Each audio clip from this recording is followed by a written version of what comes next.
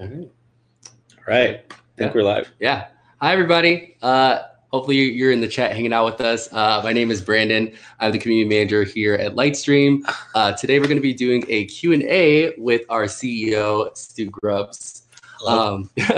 We've had a lot of cool stuff come up this past weekend. We got some really cool things to talk about. We figured this would be a good time for you to come and ask us questions about Lightstream and then ask Stu any questions.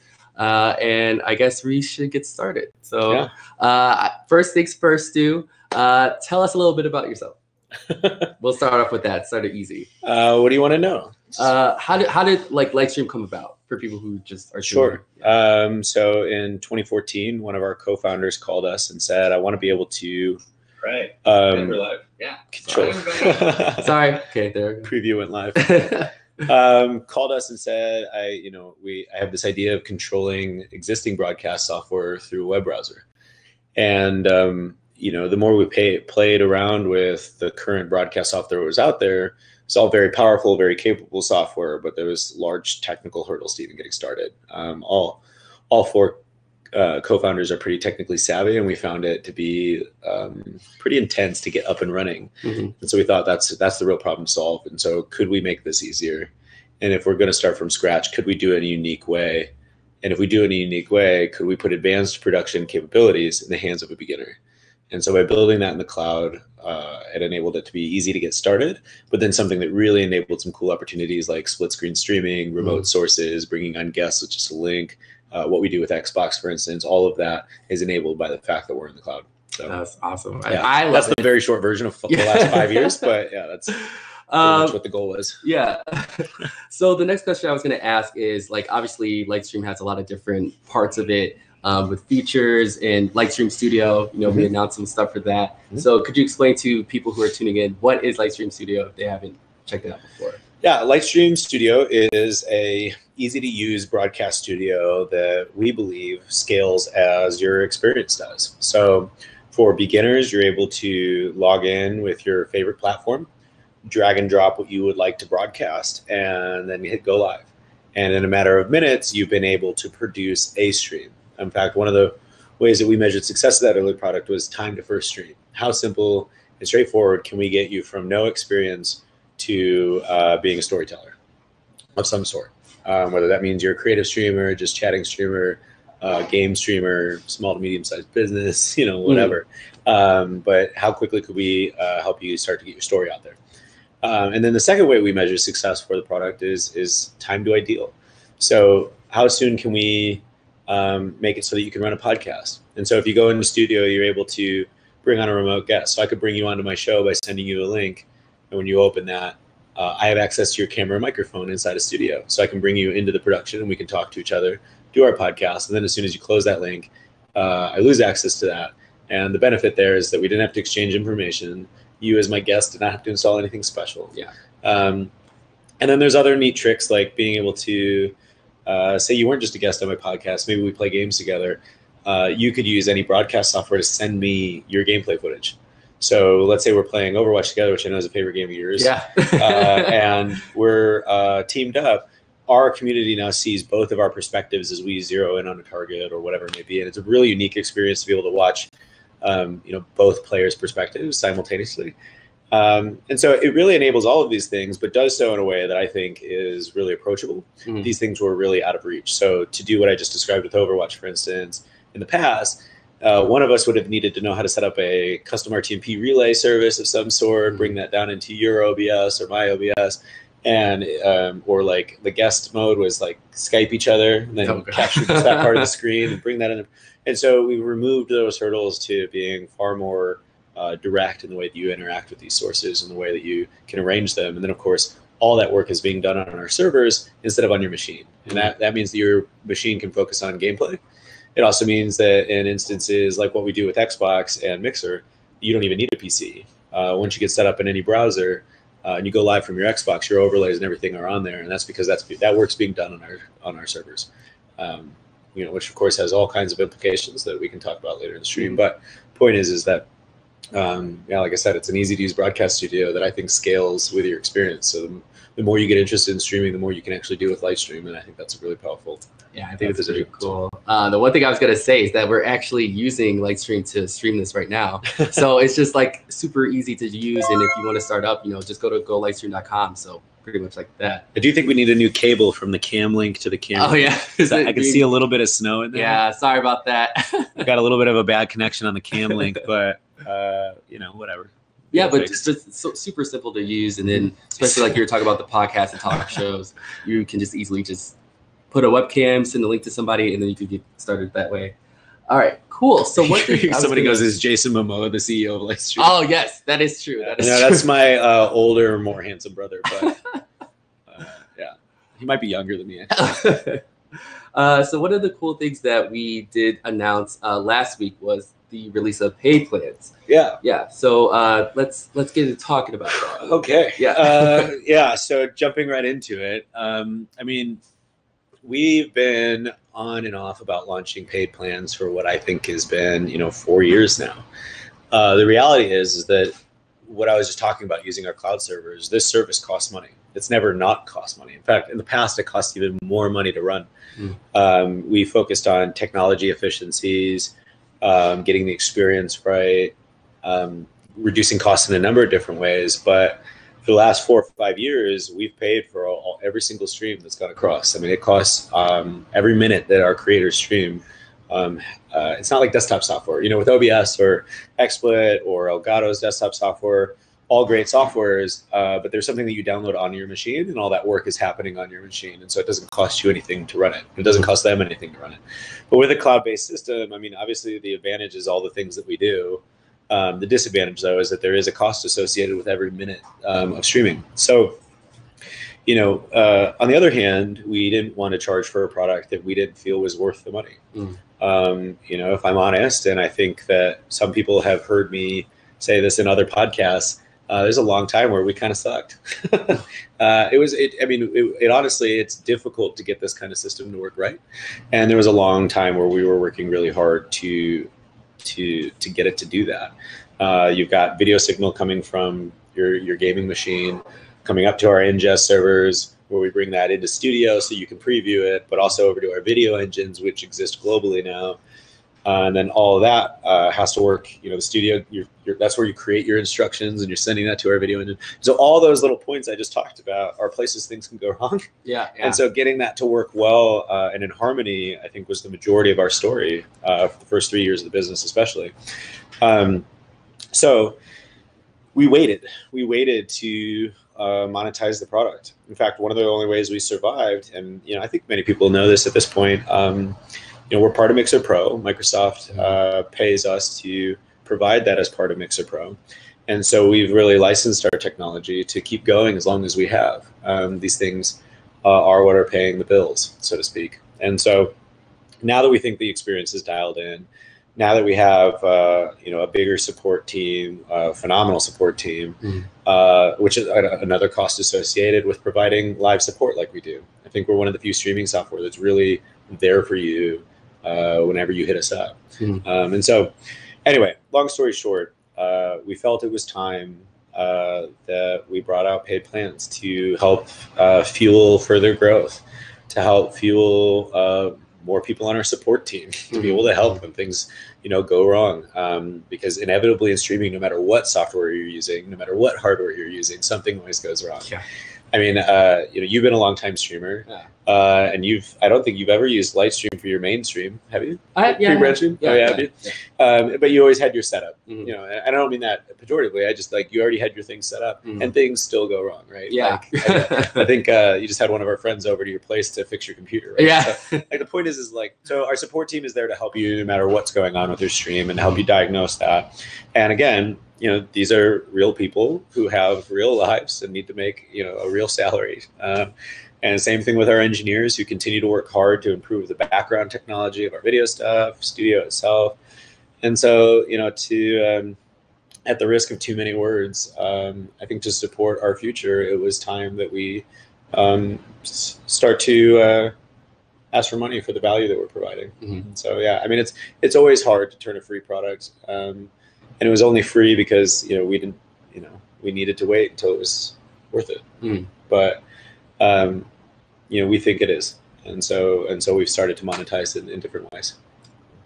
And I was just going to say, people who are hanging out in the live stream, we are taking your questions in the chat. So if you want to throw those in there, we do have somebody who is copying and putting in here. So I'll be ready to answer those when we get to the Q&A part. So for people who just learned about the pay plans, there is a free, creator, and professional plan. So could you kind of explain the differences between the three so people can kind of... Yeah. We toyed around with a million different ways to make a free tier possible. And the reality is that if we had thousands of free creators streaming 4 to 6 hours a day, the costs would put us out of business in the long run. I mean, obviously we've been doing that so far, but like any venture-backed business, we've been slowly chipping away at our savings to provide that. So we couldn't quite figure out how to make a free product truly free. And so what we decided to do was, how do we give people access to the most amount of features so they can try everything out, but also make it so that if you're going to start regularly streaming with us, that it is something that you invest in. And we look at that in both directions, right? You're investing in the software itself. So by subscribing to Lightstream, you're ensuring its future, that we can continue to develop features, that we can hire more awesome engineers, that we can hire more support staff. But you're also investing in your own personal stream. It's just like any business. I remember when we started the business, and we're charging $20 a month for creator, right? And so we started Lightstream to put up a landing page that had a little email capture form before we launched. Cost us $50 a month. Oh, wow. And meanwhile, we're providing cloud-based video streaming technology for $20 a month. And so I think if you're really thinking about yourself as an up-and-coming streamer, or as a business, or as somebody who really wants to give the streaming thing a shot, then there comes a time where you start to invest in a microphone, in a camera, in better streaming software, all of that stuff. So it just depends on what your needs are as a creator. So free is limited to 4 hours a month. The way we thought about that was, if I'm running a monthly podcast for an hour, I could do 4 shows a month, try out all the features, bring guests on my show, that sort of thing. And it would really give me a sense of whether or not I thought this is the software for me. At $20 a month, we offer the creator plan. This is geared towards individual creators, people like you and me, and I gestured backwards, you and me. But I think for me, it's about that individual coming in and really just starting. Can I run a podcast? Can I do a creative stream? Can I do a just chatting stream? Can I do an interesting gameplay stream by bringing in multiple remote feeds and all of that? And so, but it's an approachable price where, when I think about $20 in my life, I think about it as something I would invest in as maybe a couple of lunches or something like that. Something like, I really always contextualize a purchase like that. But it's thinking about all the headache that I would have trying to do this another way for me personally. I'd much rather just pay $20 and be done with it. And I think that's who this plan is for. It's for the, I want to run, a regular show and be able to bring guests on remotely and have all my projects in the cloud and not have all that disappear and all this other stuff. And I just want to pay $20 and be done with it and just trust that it's, it's happening. Yeah. And I get live support whenever I want it. So, and then the final piece is the professional plan. And a professional plan is really geared towards people who have crazy streaming setups. And I mean crazy in the best way. If you look at some of these IRL streamers that are, I would look at the professional plan as a personal cloud streaming server. And it's going to get even cooler with the addition of features later in the year. But the idea is that you can go live without studio open. Similar to the Xbox situation, but this is for any source. So why is this important? You're an IRL streamer. At home, you get all your graphics set up. You've got your Stream Elements, Streamlabs, StreamJar, all your alerts, whatever you're using. All these things set up inside of your scene. You set up multiple scenes. You set up your background to be your camera source that you're not even sending yet because you've got a backpack and a cellular box, a cellular bonding device and your camera and all that stuff. But that you set up your RTMP source in the background. And then you're out in the world and you go live. And instead of it just being a camera feed of you, you've got your whole home set up. chat in the corner, all of your alerts, everything you would expect to be streaming with. But all of that's being layered on in the cloud by a studio that doesn't need to be open anywhere. You have your personal streaming cloud server, and it's on demand and available. And I think, I've heard arguments about, well, you could do these the home-based RTP setup so you could stream to your home first and that would go up to the cloud. Well, I hope you trust your home ISP. I certainly don't. I don't know how many times I've had problems with my home ISP, but trusting them to be my remote server, I think sounds like a nightmare for me. I've heard other people say that there are other cloud streaming options. There really are. There is a great product by my friend Philippe, which is fairly expensive. It's not built for us. It's built for large-scale production teams. So there's another one out there that's hosting OBS in the cloud, which is not dissimilar, but it's also more expensive. One of the reasons we can do the pricing that we do is we custom built our video engines. And so at any rate, the professional plan is built for that remote setup, for that, or bringing on more than 4 guests, or going larger. There's a number of different things in that plan, but it's all about, I am either a professional producer or production team, or I have unique needs like IRL streaming, or like Das Valdez when he does the NASA streams and all these things. It's built for that person who's probably a little bit more technical and going a little bit above and beyond with their stream production. And so even as expensive as it might seem for some people, that is inexpensive in the world of production software. A lot of other software can range in the hundreds or thousands of dollars at the kinds of customers that we're aiming that $89 price point at.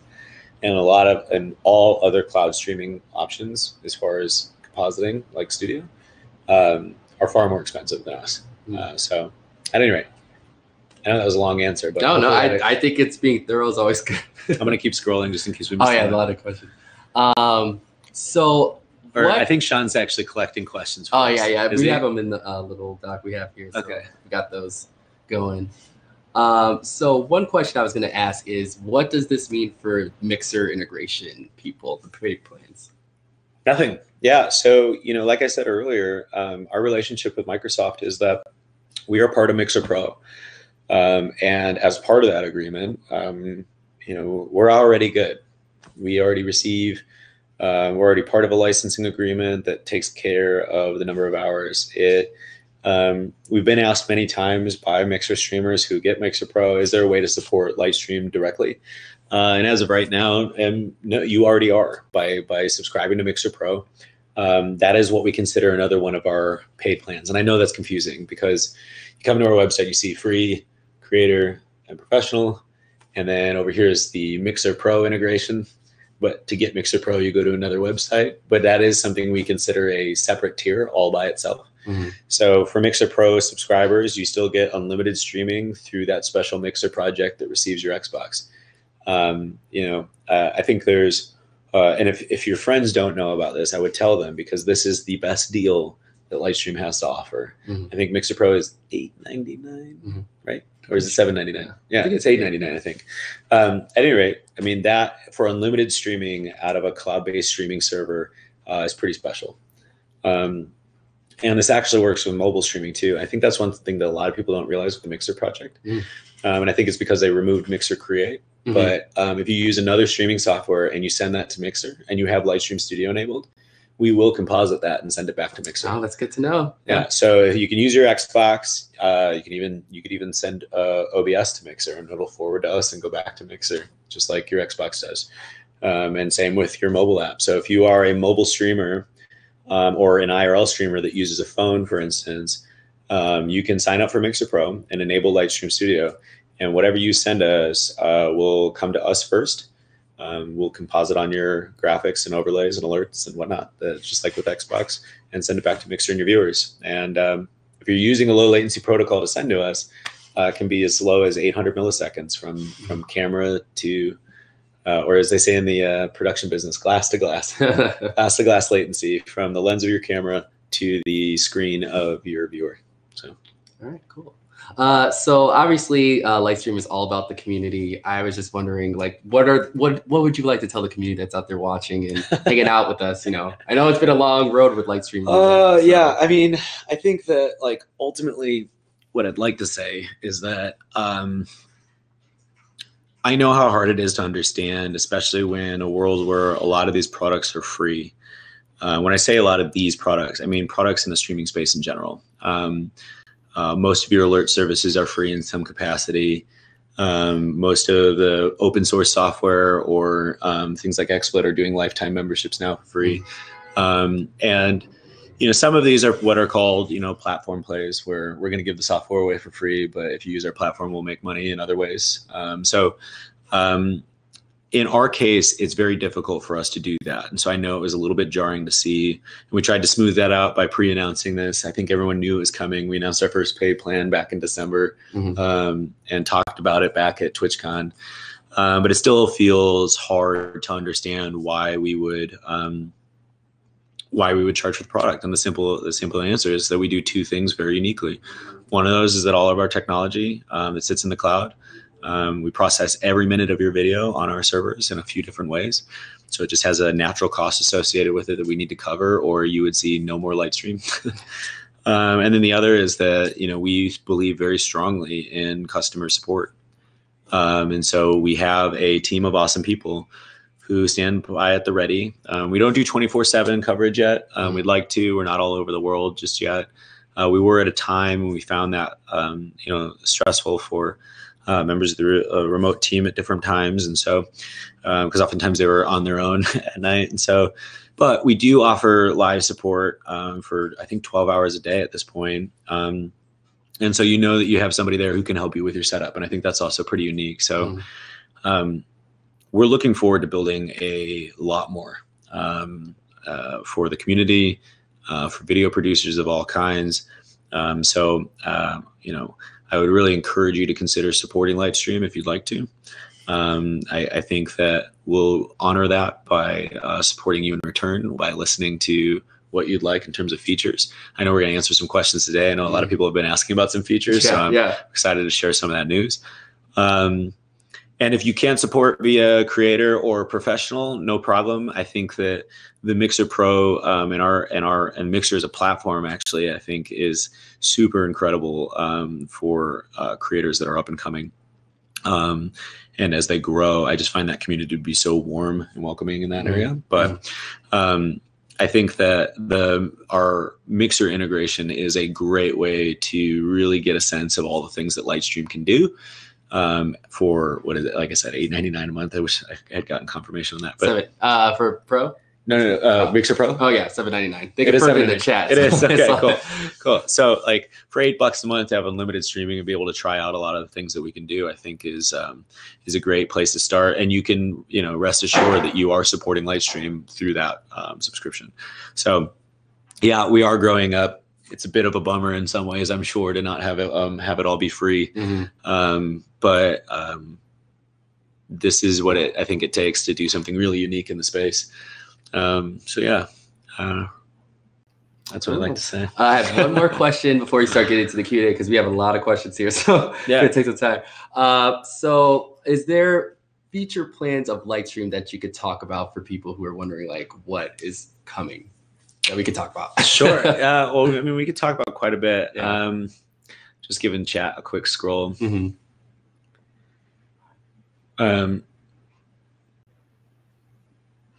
That's interesting. Yeah, I think, man, these are really good. Oh, I don't know which one to answer.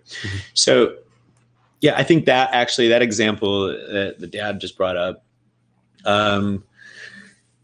One of the most unique parts about Lightstream is the streaming without a computer concept. And I think in the long run, there's some really interesting things that we can do for cloud gaming. If you think about Xbox and xCloud, if you think about Stadia, if you think about even GeForce Now, which we have been in talks with all these different companies at various points. But, we're moving into a reality where you don't even need the machine. And so if you don't need a machine, then where are you going to run your broadcast software? And so being based in the cloud puts us in a really interesting opportunity to provide creators the tools they need in a world where, the machine doesn't necessarily have everything. So I think that's really long term, and I kind of wanted to set the stage for where we could go. You saw Kadoka. The idea of editing streams on your Xbox. We actually had somebody do this. Somebody loaded Lightstream Studio in the Xbox browser, and they were able to get, I think, some basics done. Obviously, not the most ideal interface is using a controller to move stuff around. Yeah, but they were able to, get a few things set up and get off to the races right there in the Xbox interface. I think long term, Xbox is in the middle of launching a new console, so all of their focus is internally is on that. Yeah, but we've definitely talked to them about bringing a Lightstream app that would allow people to edit right there on their Xbox. No extra. That means no extra screen required. Install an Xbox in your living room, and you have a full streaming setup. Yeah, all in one. And that's, I think, really kind of the power of what we're doing. And I'd say that, it was pretty early when we started. I don't think we even realized all the things we would eventually be able to do. Yeah. But we took a long-term bet on that things are moving to the cloud, and so are we.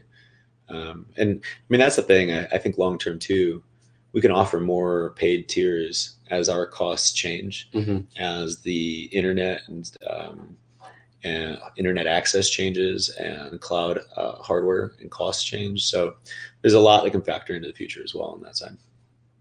Cool. All right, so it looks like we can get started to the live Q&A session. If you do have a question, feel free to put it in the chat, and then somebody will be sending it over to me, and then we're gonna start answering stuff. So we're gonna go with Chili Willy, who asked, the elephant in the room, when is Chroma Key coming? Soon. So I actually want to explain this problem real quick, because I think it's actually an interesting problem, and I think a few of us are nerdy enough to think it's interesting. So when we do Chroma Key, there's a technology. Everyone in this room is a gamer, knows what OpenGL is, right? Yeah. And so, and WebGL is a graphics layer that's not dissimilar from this. And inside a studio, in the interface, we can actually apply a Chroma Key to your camera, and you can actually see the transparency take effect, and you can move it around. And for those of you who are old school enough users, we used to have this feature inside a studio. Now, our video engines are not based off of web technologies.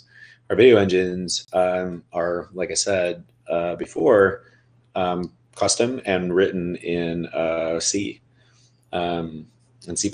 So the algorithm that is used to remove a color from a source is different than what you would apply in a web browser to do the same visual effect.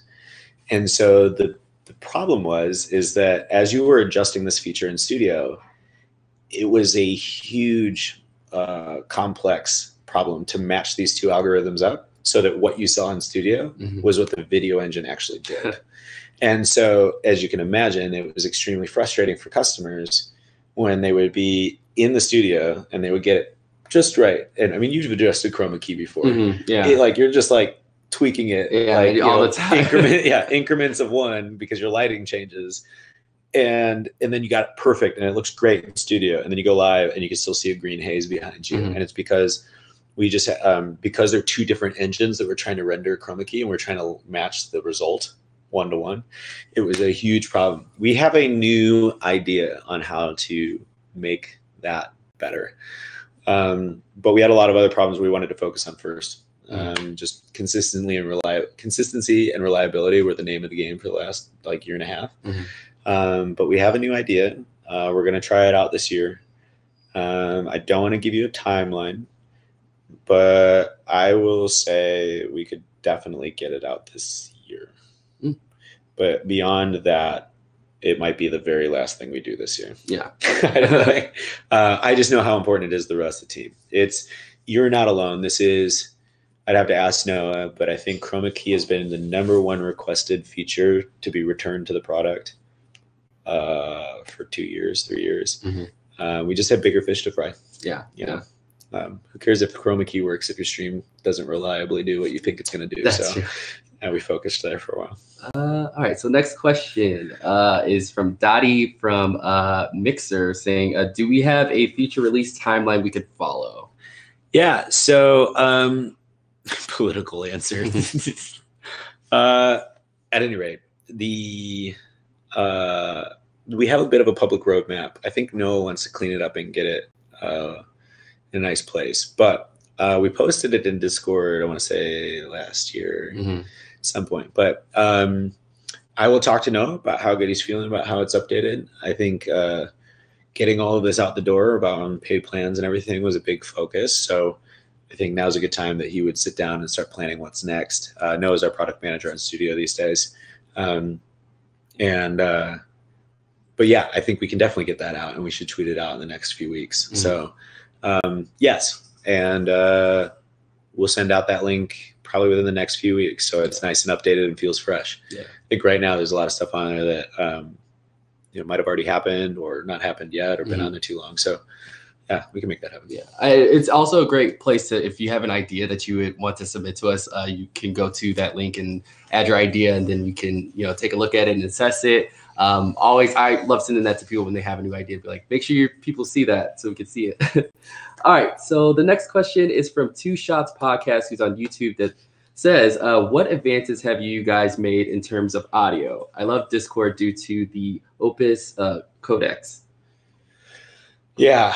On the audio side, I don't think we've really focused on it. When we got it working well, and we removed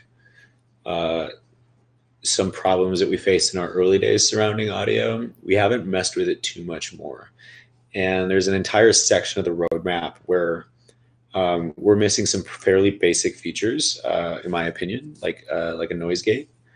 These are things that we want to put in. Another thing is push to talk. And it's hard to do push to talk in a browser. For those of you that you do use Discord, you'll know that push to talk only works in the desktop app. And that's because the app can listen for when your key is pressed for push to talk, whereas the browser can only do that if it's the top window in focus. So anyway, some of these features like push to talk or push to mute, noise gates, stuff like that, all on the roadmap, all definitely stuff we want to do. Audio quality overall, I think, is pretty good. I think if you are experiencing audio quality issues, this is likely not due to the audio technology itself, but actually due to WebRTC as a format. If there's ever a network problem on your end, WebRTC's job is to stay as real time as possible. And so sometimes that means garbling the audio a little bit. Sometimes that means if you've ever been on a video conferencing call and it speeds up real quick. Yeah, that's WebRTC trying to stay as real time as possible. That's its job. It's made for video conferencing, stuff like that. It'd be, at any rate. So I think we've got some features we want to add to audio, but audio as a quality, we feel pretty good about. If you have different feedback to share, would love for you to send that my way. Team at golightstream.com. That works. Yeah, there you go. So next question, let's see. Offset Juicy from Mixer says, can you show us how the green screen thing works? I think it's possibly like when me and Sean did the chroma key thing on RTP, I think. The green screen thing. Yeah. Oh, just green screen in general? Just says, could you show us how the green screen thing works? Offset, are you still watching? And then I think possibly Green Room? Talking about that, possibly? Yeah, so you can technically, if you're using like OBS or XSplit or something else as a client for Lightstream, you could green screen yourself in that application before sending it to us. So for instance, when we do the split screen streaming, where Sean and Brandon are playing the same game and you can see the perspectives, each of them is using broadcast software to send to two different RTMP sources inside of the studio. And in that case, they've green screened it with that desktop software, not with us. So that is one way to achieve that effect there. And then what about Green Room? Well, it was in quotations. I think she means Green Room, but yeah. Green Room is super easy. So when you go to add a camera to your studio scene, you'll see an option to invite a guest. It's right there at the bottom. That'll generate a link, or it probably already is generated, to be honest. And you send that out to whoever you'd like to invite on your show. when they receive that link and open it, they'll have to fill out their name, choose their camera and microphone, and enter the room. And now they're in a lobby of sorts, or what we call in production a green room. For those of you who don't know, green room with, like, say you were going to be on the Tonight Show, you'll be in a green room until it's your time to go onto stage. And green room will have snacks, water, wardrobe changes, all that stuff. So we jokingly call it the green room so that your guests can wait for them to bring you on the show. And so, yeah, it's really that simple. You just send your guest a link, and as soon as they open it, you'll be able to pull in their camera, add their microphone, arrange them in the scene, all without all the crazy other stuff that you do with, you know, Skype or Discord and other broadcast software. And so it really makes it quite simple to run a, you know, up to an 8-person podcast, which is really fun. So trying to think, oh, there's a private production chat. So say that you need one of your guests to fix their mic or something like that. You don't want to say that loud on stream. You can actually type in a private chat to just the guests of the green room, to give them a nonverbal cue to make an adjustment or to change something about their setup. So that's really handy in a lot of situations, especially if you have a mod or something that can run that private guest chat and help make sure everybody's ready and everybody's set up the right way. So. All right. Next question is from our friend Eric Falshis from Twitch, who's saying, what do you guys and gals have in store for IRL creators? Yeah. First of all, what's up, Eric? Eric's our friend from Discord. He used to be on Team Lightstream. He was just in Chicago hanging out with us. Yeah. IRL streaming is a really small group of streamers right now, but what I think is some of the most interesting content. And I don't mean that against any other form of content, but for me personally, I just find it fascinating. In particular, my friend Ava GG used us when she went to Tokyo. And I think it was the longest I had consistently watched a Twitch stream in years. Yeah. I get into the occasional gaming stream when it's a game that hasn't come out yet or something I just want to check out. And in many of those cases, I don't want to spoil it for myself. But in her stream, it was her just chilling around Tokyo. And for me, who is working all week, I put her up on my second monitor. I mean, I was obviously also invested because she was using us. And so, and she's my friend, and I wanted to make sure it went well. But honestly, I just found it super entertaining. It was just, it was cute to watch her like bump around town and like check out different shops, and then sit down and order like a massive amount of food and just talk to chat for a while. So, you know, the tourism aspect of IRL, the sports aspect of IRL, I think is really neat. So what we're working on in terms of that is, I think one of the big things that we did was the what was formerly the RL plan, what is now the professional plan. This is a cloud-based streaming server that is $89 a month, and it's your own, you know, and so you can go in there and you can go live without studio open. You can, we have a thing now called Auto Go Live RTMP sources. What Auto Go Live means is that instead of having to turn on your camera and your cellular connection, then go into another app to start Lightstream, we can go live as soon as we receive your video signal. So you can just get out in the field, press go, and let's say you have a live view device, that'll start sending to us. We just recognize that that's the Auto Go Live source, so we send you live.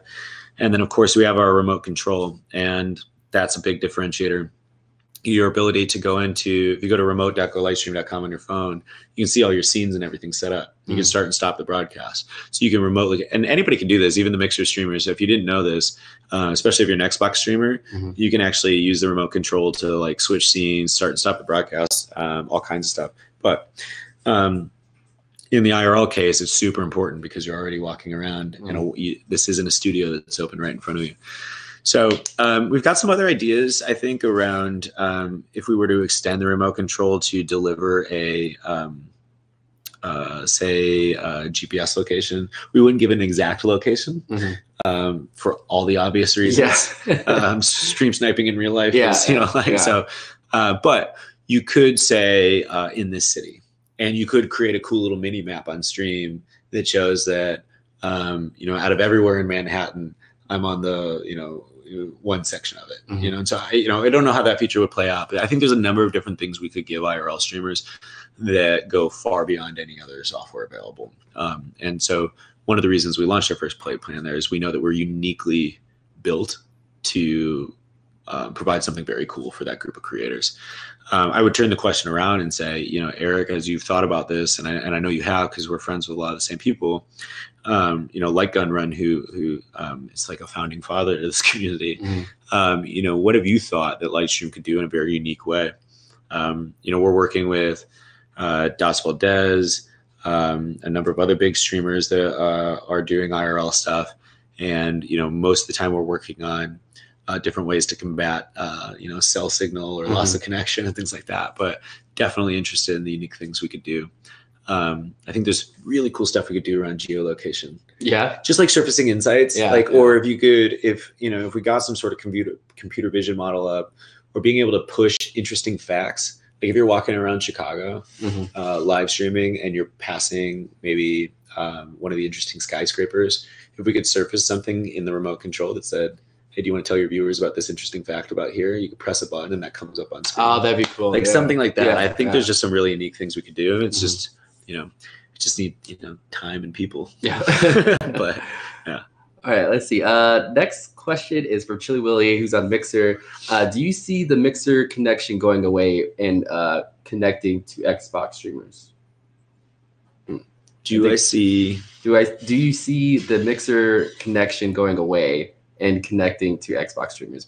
I think that's more like the partnership, the integration. No, I don't. I think that the more we talk to Microsoft, the more we come up with ways to potentially expand that partnership. So as you know, we have got Arsenal as one of our other products in the analytics side. We're talking about how do we get more Mixer streamers access to Arsenal, and does that exist on the Mixer website or not, and that kind of thing. We're talking about more features we could build into the Mixer project to, I think at one point it was a good percentage of all partnered streams on Mixer use Lightstream. And so what surprised, I think, Microsoft about that was they expected Lightstream to be a good on-ramp for new streamers. But there are a lot of people who have made partner using Lightstream and continue to use it. So they're still finding value as an experienced streamer because it's just easier to use or whatever. Point with that being that we're going to start building some more features in it that would grow with you as a Mixer streamer. I think you might see that we offer additional quality levels through a paid plan of our own. So you might have Mixer Pro, but then pay subscribe to Lightstream for a little bit more to get access to the more expensive quality layer. And we'll get into that a little bit later. I think you do have a question in there around 1080 support, so I'll hold it. I'll hold back on that. But I think that's how you could see it evolving. There are going to be ways to directly support Lightstream, but I think both sides of this are really happy with creators having the kind of tool that that we've created with Lightstream Studio. Cool. All right. So next question is from Latte Mate. Hopefully I said that right. Let's see. Do you expect cloud service costs to go down a lot more over time? Oh yeah. I mean, I don't think people realize how much it can cost to process video in the cloud. And I don't even mean that because of us. When you look at the price for GeForce Now, Stadia, I think what's GeForce Now, like $10 a month? Stadia is 30. That I don't know. Or maybe it was only $10, but there was like, anyway, the point is that each of these are, relatively inexpensive, and it's kind of outrageous. And the only reason that you've only seen big companies really come out with things like this is because they're using the cloud that they already have. They're already paying for these machines to be on. So they're using their excess cloud. So when you're not, like, for instance, Lightstream as a customer of AWS or Azure or one of these other big cloud providers, when we're not using that, they're still paying for that box to be on. So they might as well use it to power something. And they often use it for their own services and things like that. There's also huge advancements they've made in what is called sharding of game engines. And that means they can split one game engine across multiple users. And so there's some really interesting stuff there. But yeah, absolutely, I do see the cost going down. I think Microsoft just made a commitment to not just be carbon neutral, which they already are, but they've also made a commitment to be carbon negative within the next 15 years. And part of this, I think, will be efficiencies in compute and be efficiencies in how they're acquiring their electricity. There are different power needs that they have. And all of that will come at, hopefully a cost reduction. So we'll see. But yeah, every year that a new chip comes out, it's more power efficient than the last. Now, that being said, we try to do more and more expensive operations on those chips. But we've made a long-term bet that costs over time will go way, way, way down. Cool. So, I just want to double check. I can't see what that says up there. What's that? The top, the red. The red? Yeah. Oh. I think it's just okay. We're good? Oh yeah, it looks good. Yeah, we're still good. Cool. All right, next question is from Calcium on Mixer, who says, is there going to be any more third-party integrations for the Mixer Lightstream? Or for the integration, yeah. I'd like an example of that because I think we support most of the major alert services. We do have a list of others that have come up, but the majority of the popular ones are currently able to be used. We do have a new feature coming out that should allow you to use any URL service you'd like. Whether or not that displays a preview inside a studio will depend on that service and how they've built it. But the ability to add custom URLs is definitely coming. Again, don't want to commit for the engineering team, but I know I've seen the designs and I know that it's being built. And this will benefit a number of people. Some people have really custom graphics that they get through one of the artist groups that are out there, Visuals by Impulse, Nerd or Die, and there's a few others. And in those cases, they have custom URLs that they bring in, so we'll be able to support those. That's what you mean by integrations. You were talking about hardware integrations. So Boom TV, I mean, that's a good example. And there's some other merch ones, I think, that are out there that we don't formally support now, but could. I think what I'd really like to see, and this is where subscriptions are going to come in if we can, bring on some more people onto the team. I think what I'd really like to see is us bring integrations to a new level where it's just not pasting that link in, but you actually are able to control that integration from right there in Studio. So, for instance, your Streamlabs, Stream Elements, Stream Jars, whatever, you paste that link in, but you don't have to go to a separate website to configure your alerts. It's all done right there inside of the creative environment, as opposed to two separate websites where you manage all this crap from. So, I think that's where I'd like to see integrations go versus quantity. I'd like to up the quality of every integration in that. Which that's always a plus. All right, so we're getting to the last of the questions. If you do have a question, feel free to throw that in the chat. We are getting towards the end of time here, but we're going to continue going for now. Next question is from Chili Willy, who says, is there formal procedures or ways to be a Lightstream partner? That is a question for my community manager. That's what I was going to say. That's more a question for me. Something I can say that we are doing, we are building out a partnership program. We're getting the finalizing things of that, which we'll be kind of posting about that pretty soon. What I'll say is that being a community manager at Lightstream, I do see a lot of the community members talking about Lightstream. I think I am going to be doing some outreach to people who I already know who've been doing that because we have a great community out there, and it's just going to be really excited to have you guys be a part of a partnership program with us. So that's coming soon. So you'll hear about it pretty soon. You'll probably get an email from me. So just watch out for that. All right. So let's see. So now we're going to go to some of the questions that were on social and Discord. So the first one was from the ER nurse, who says, I was wondering would the possibility of being able to stream with Lightstream with a delay has ever been discussed? Yeah, it has been discussed. We haven't had enough, people, I think, to really push this feature forward. But the idea here is a manual delay. So you stream on a 5-minute delay, prevent, stream sniping mostly. We actually got a lot of this request from the poker community at one point, was streaming with Lightstream quite a bit, and people could see your hands. So yeah, it has been discussed in detail. I think it actually would be something that's far more approachable. We launched we're actually in the middle of launching a new architecture that I think would actually enable that more than the old architecture would. So I would say follow up with me in a few weeks, team@golightstream.com, and yeah, we can discuss it. Very but cool. I think we got some more questions coming in now. I can give you a more direct answer then. Yeah. Let's see. Calcium says, will Lightstream support Elgato, like the Elgato capture card, or and the streaming deck? Yeah, so we've been talking to Elgato for a while. We have a lot of friends over there and have always been fans. We're using a cam link right now for this stream. So would definitely, I think this Xbox just ran. Did it? Yeah. I think what we would like to see, we used to support the capture cards through what we had a desktop client that used to install on your machine. So when we bring back a desktop client, I think you'd see us support the capture cards directly.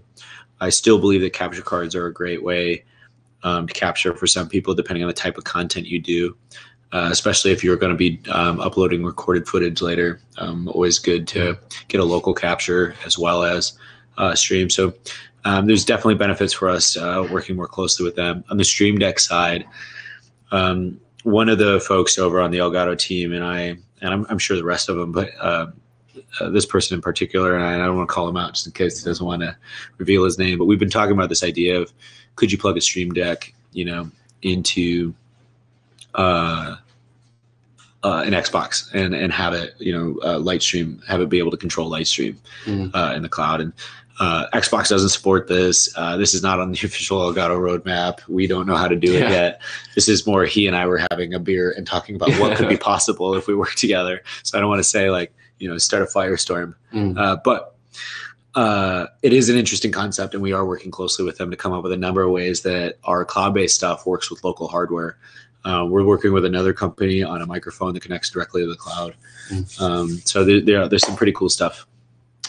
All right, cool. Offset Juicy from Mixer says, do you guys offer something that teaches someone who is a level 1 within the computer knowledge range to be able to use what you offer?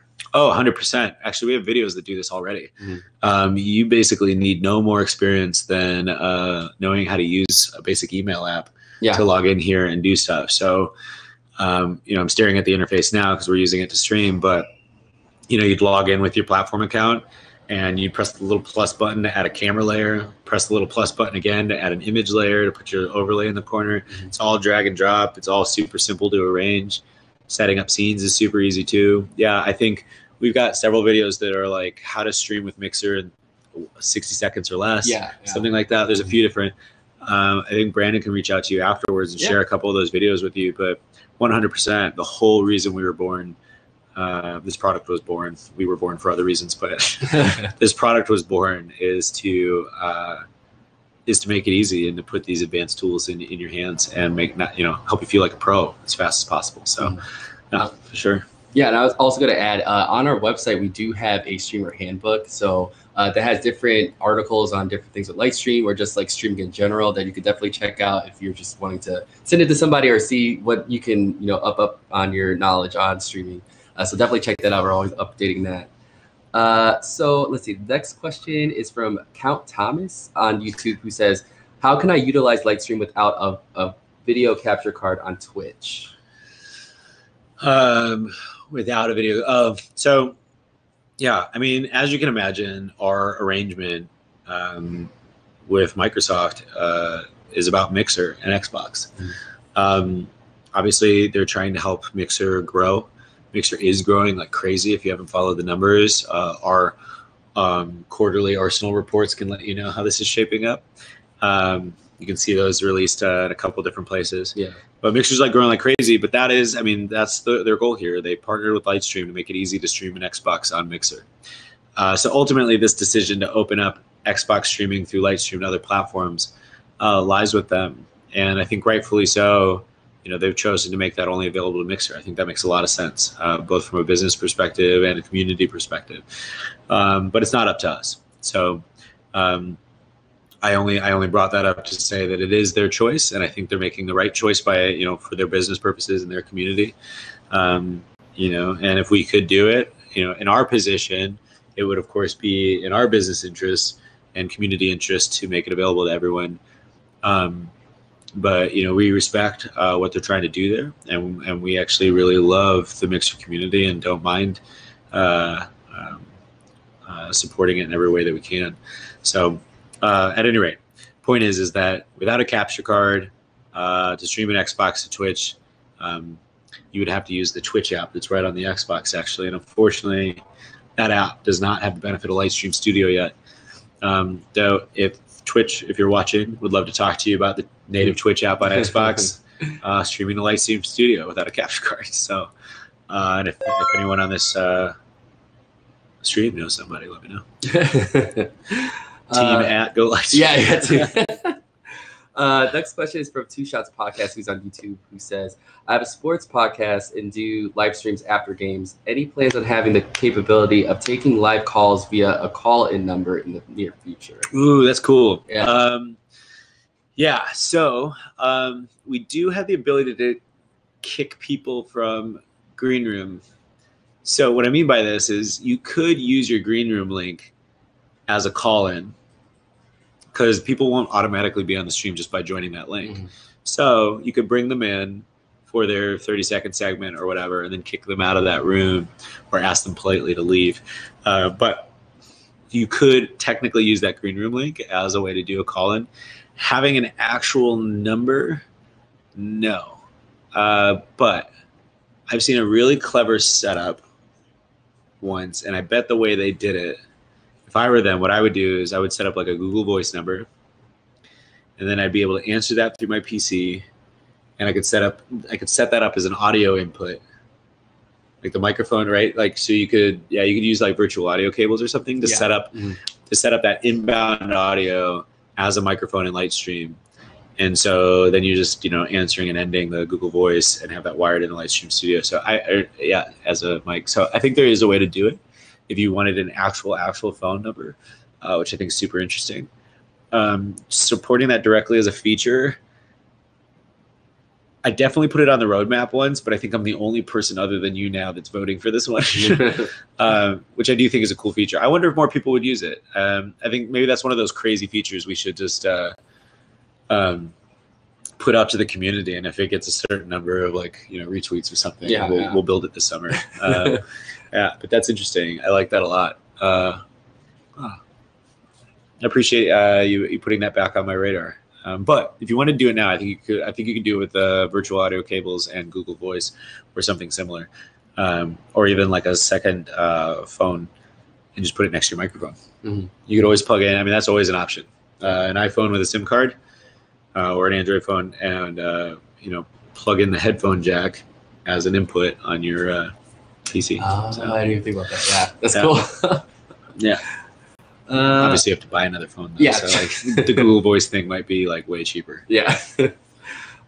Next question is from Chili Willy on Mixer, saying, "Is there any way to remove or delete all the old images you added? Tedious to scroll through images in the studio that you don't use anymore." Yeah, isn't it? I'm laughing because I don't think it was until a couple months after we put the ability to upload images that we realized that we never gave people a way to delete them. Mm-hmm. And then we didn't want to give people a way to delete them without a way to confirm so that you didn't accidentally delete all your stuff by clicking too many times. Yeah. Let me check, but I bet this is something we could do pretty soon. Okay. But I would want to talk to Noah and the team, but it is pretty silly that we allowed you to infinitely upload, but not delete, which means that we just store all of your old junk. Mm-hmm. So, no, there is not currently a way. I bet if you emailed support and you really, really needed a bunch gone, we could wipe the whole thing for you. I don't think we could selectively delete, just because I'd be asking them to go through your images for you, but we could just clear your account, so to speak. But I think for now, I'll have to put that on the list. I completely forgot that was an issue. Okay, now we're moving back to the Discord questions. You answered one of these. So this from Mr. Chris Mad. So I'm just gonna move to the second one because I don't think we talked about it. Any ETA on 1080p streaming or standalone program to download as opposed to using the website? Wait, any update on 1080p streaming or what? Or a standalone program to download as opposed to using the website. Okay, so two questions. Got it. 1080 support is definitely coming. We'd like to push that out in the next couple months. One of the things that I mentioned earlier was that we are considering, we are currently exploring a new architecture that is almost in place. Part of that is the ability to turn on, big quality levels at costs that don't, cripple us. So we'd like to get that launched. I think the two big hurdles were getting this new architecture in place and really testing how big of a server is necessary for every 1080 stream. To give you a little bit of insight into this, a 720/60 stream has obviously double the amount of frames as a 720/30 stream. It sounds like a very obvious statement, but it's also double the amount of pixels to process. Gives you an idea of encoding costs and compositing costs. So you can think 720/30 to 720/60 can be double in a lot of cases. Not necessarily always true, can sometimes be a little less linear than that, thanks to improvements in other areas, but it's a rough calculation to give you an idea. 1080p over 720 is another double. And then 1080/60 over 1080/30 is another double. So getting up in the 1080 range can be quite difficult with just getting the quality right and getting the amount of resources right. So, but it is something we want to do within the next couple months, and I think you can expect to see those launch soon. I think the big thing we want to do there is make sure that Mixer streamers can get access to it by paying a small incremental fee on top of the Mixer Pro. So it wouldn't be too expensive, but the idea here is that obviously Mixer Pro right now is 720/30 only. Mm-hmm. So just by releasing 1080 is more than double the pixels. So anyway. We're going back into the live chat questions. This is from Mercury Rhodes, who's on YouTube, saying, last question, is there a plan to be able to multi-stream, like to Facebook Live plus YouTube gaming channels simultaneously? Yes. Right now you can do this like we're doing it through Restream. I've known those folks a long time. It's a good product. It does cost more money. So for those of you that are cost sensitive, that's going to be an issue. The reality is that our cloud-based engine could be shipping to multiple destinations at the same time. There's a couple things that stand in the way there. One, we don't have the UI for it, so you'd have no way to really manage that well. We have not built anything to merge all chats together yet inside of the interface, which is another big hurdle. Of course, we could steer you towards other solutions that merge chats, but that doesn't seem like the right experience. Mm-hmm. There's just little things like that that all need to be worked out, and these are all very much experience things. Technologically, we're more than capable. I think there's also two types of restreaming. There's the kind where you send the same video signal to every destination. So you have the same encoding going to Facebook, Twitch, Mixer, whatever. There's also, when you build a restreaming service, the ability to transcode and send different quality levels to different destinations. And so, Facebook has their restrictions, YouTube has theirs, Twitch has their settings. And so to manage all that really well, I think is a whole nother interface that we would need to consider. And so sometimes when you think about building product, you focus on the things you're good at. And right now, I think we've built a very great creative interface, and it enables some really cool things. Building a restreaming service would be like building a whole nother company. Restream.io is a whole nother company doing this well right now. So for now, we support them. There's a couple others out there. Switchboard Live is out there. I like those guys. Rudy and his team are really talented. But anyway, yeah, I think we'd like to, in the long run, it's very natural progression of our product to support restreaming. Mm-hmm. It's just not a focus for us, and it probably won't be this year, if I had to be honest about it. Mm-hmm. Much more focused on things like 1080 and Chroma and other things like that. All right, let's see. Next question from Bleed Big Blue on YouTube, saying, are transitions on the way? Yes. So we want to start with the basics. Basic transitions are coming soon. These are simple things like fades, wipes, that sort of stuff. Mm. Dissolve if you're really that guy. Yeah. Not many people use the Dissolve, but I think we'd like to get into real transitions pretty quickly. They present some challenges in doing what's called frame accurate animations. So I would expect basic transitions within the next few months, maybe a bit longer, but likely within the next few months. Noah's going to kill me if I got any of this wrong. And what do you mean by live overlay? Like a video file or like a dynamic, like data-driven overlay? Yeah, that's what I was thinking too, possibly. While I'm waiting for the chat response, the longer transitions where you could do like stingers, like where something flies in and then it flies off and now you're in a new scene. I think that's something that we all want really badly here at Lightstream. And there's some reasons that might be prioritized actually. So, possibly this year. Yeah. So yeah, the overlays that have movement are typically video files, and we did move video files out of the product a while ago. And the reason why was the poor controls we had around looping and other things that make those overlays really look great. So at any rate, I think we have a goal of bringing back those sorts of things pretty quickly. There was a lot we wanted to really work out the kinks on that were other things, but I could see us, the video files always worked. We didn't like the control interface and felt the control interface was creating more confusion than video files were helping. And so we just took it out for a while until we could really nail that experience. So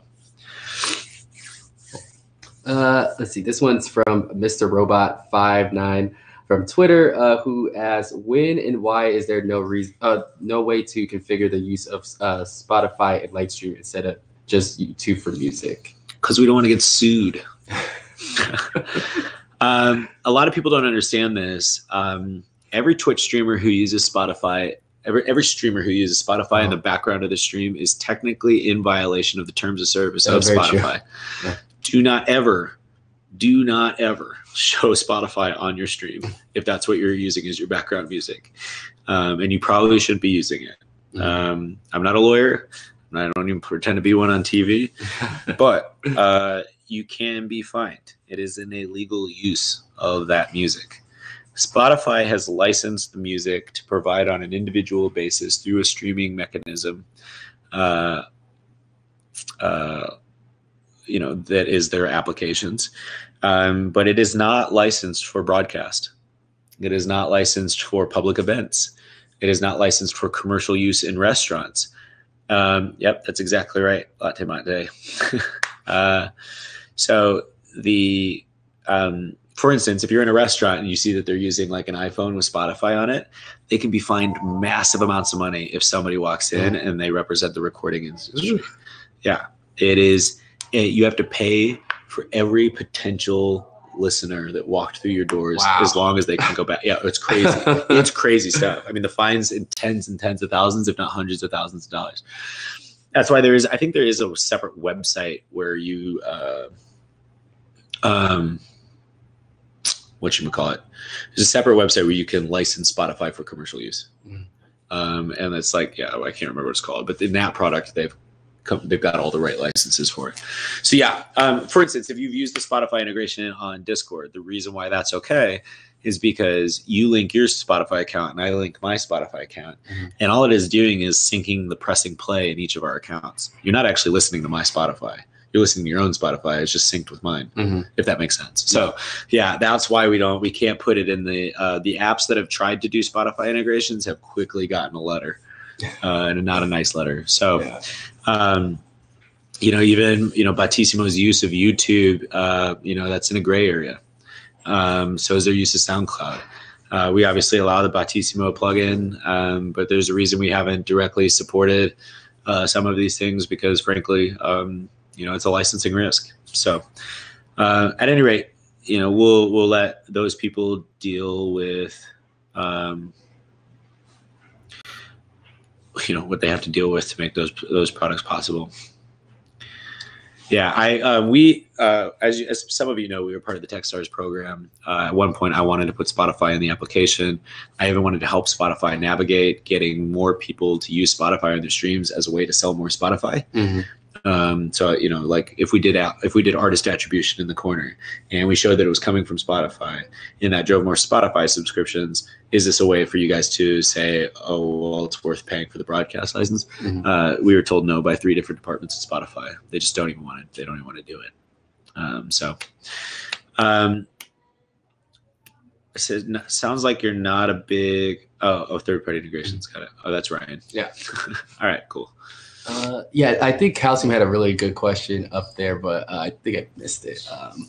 But we have 10 more minutes left. So if you do want to ask a question, feel free to throw in the chat. Thank you so much for hanging out. We've got a lot of good questions so far. So hopefully we've been able to answer some of them so far. Will Lightstream ever copy what they did on Twitch Lightstream with the web capture scene, but put it on Mixer? Calcium, I'm not sure I follow. What they did on Twitch Lightstream. Web capture scene. Oh, you mean like a desktop, like screen share in the Mixer project? Am I understanding that correctly? I think so. Oh, okay, cool. Gotta love Mixer chat. It's always so fast. It's just so much faster. That was so fast. Yeah. No, you're fine. So yeah, we've actually talked about desktop share being in the Mixer project. I can't remember. It was something we wanted to prevent confusion around. But it is perfectly doable. And it is something that we'll think about. We also wonder, if you think about the Mixer Pro subscription, you can actually stream to Mixer from Studio outside the Mixer project. So mm-hmm. You can create another project that is in the Mixer project and use the desktop share and everything else. Obviously, to stream more than 4 hours in that project, you would need to be a creator subscriber. We've thought about moving into the Mixer plan. I think we give, quite a bit of value into the Mixer plan with the Xbox integration and what I was talking about earlier with mobile streaming. But, it's on the list of things that we think about, but we haven't brought it over just yet. Next question. Let's see. I think the name is Bama. I can't see that far, but Bama. Okay. Is there a Twitch integration in the works without a capture card? We covered this a little bit earlier. I gave a long answer that'll be in the recording, but the short version is that this particular partnership with Xbox is all about growing Mixer, and rightfully so. They're both Microsoft's communities. And we really like being part of the Mixer community. So it's really a Microsoft decision on whether the Xbox can natively stream to Twitch through us. Of course, there is the Twitch application that is on Xbox that's capable of streaming. So like I said earlier, if anybody knows somebody at Twitch that wants to add Lightstream Studio as an option to that Twitch app, we're down. So. All right, let's see. We got some questions from Discord. Some of these you already answered, so I'll skip some of them. This is from Zenzer, who asked, can we get an API endpoint to switch scenes and deactivate layers? Could you? Yes. Could we do that soon? No. So you already seen the remote control. The remote control uses a very similar API to accomplish that. Exposing an API like that publicly requires good rigor and good maintenance to make sure that all the documentation is right, to make sure that you don't change too much in the API because it might mess with other people's apps. There's a lot of discipline it takes to put out a good API. And right now, I think we're changing Studio really quickly in a lot of key areas. Mm-hmm. That to put out an API like that means that we have to slow down, and every time we go to break something, we're not just breaking it for us, but we could be breaking it for other people. Yeah. And so that comes with a lot of responsibility that I don't know that we want to do just yet, but I think you could definitely see us doing it later in the year. or next year. And the reason for that is I think we have some very basic stuff we've completely rewritten in Studio. And once that's all stable and in place and the way we want to do things long term, then it makes much more sense to develop an API at that point so that we don't break anything to like mess with anything else, especially if you're going to build a bunch of awesome stuff on top of it.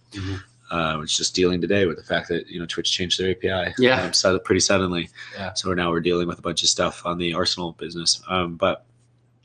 API's got to stay stable and well communicated, well documented, and usually have a good engineering community manager and all that kind of stuff. And I don't think we're big enough yet. Once we are, though, I think we'd love to. We've got some really good ideas around that. Like I mentioned, that microphone company that can connect through the cloud. Yeah. They have all kinds of things that they wanted to put on the microphone to like change scenes and stuff, so that you had one device while you're gaming to stream with and change stuff. Yeah. All right, let's see. So it looks like this will probably be the last question. Can we please be able to change the title name in the remote control app, or just let us turn the title setting off? It's a completely fair request. We built the remote in the summer of 2015, and we redesigned it, I think, in the summer of 2016 for Lightstream. Other than that, we have not built any new functionality into it since its inception. We want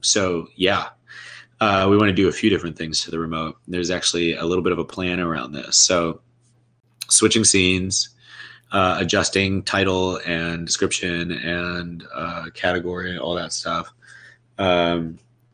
We, obviously start and stop stream should continue. We'd like to see people be able to join the broadcast through the remote. We'd like to see chat. Chat would be huge, especially for IRL streamers. You're using the remote and to be able to see your chat or a preview of your stream.